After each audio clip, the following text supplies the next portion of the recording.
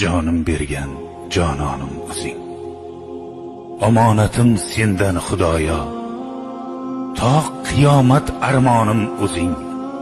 Ibodatim sendan Xudoyo. Kechirguvchi rahimdir rahim va bilguvchi ko'ngilda arzim, mag'firligim sendan ko'p qarzim. Xijolatim sendan Xudoyo.